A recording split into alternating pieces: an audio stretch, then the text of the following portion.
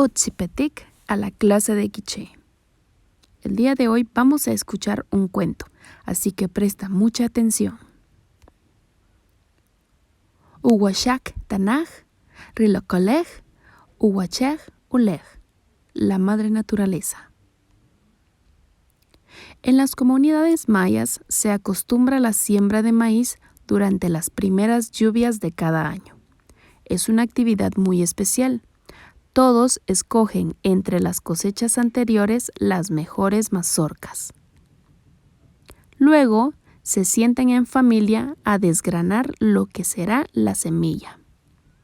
Se debe tener cuidado que los granos de la punta de la mazorca no se desgranen por ser muy pequeños. Por último, se hace una pequeña ceremonia en familia en donde se agradece por la semilla y por la nueva siembra. Se quema incienso y se coloca el incensario en medio de toda la semilla. Se hace una comida y toda la familia comparte alrededor de la semilla.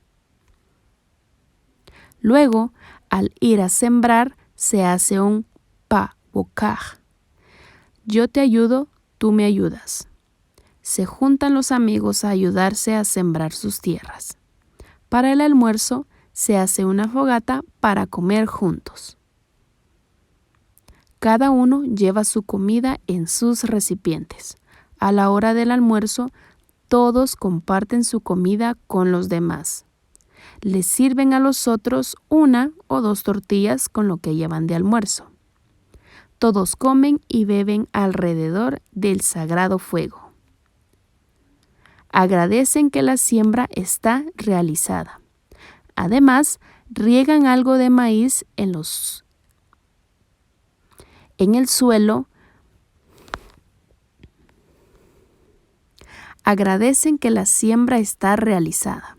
Además, riegan algo de maíz en el suelo para que los animales puedan comer y no escarben lo sembrado.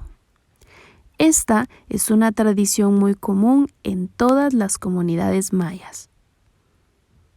No importa lo poco o mucho que se tenga, lo importante es agradecer y compartir con los demás.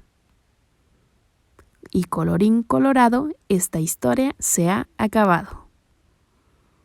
Recuerda que en la clase habrán preguntas sorpresas. ¡Nos vemos! ¡Adiós!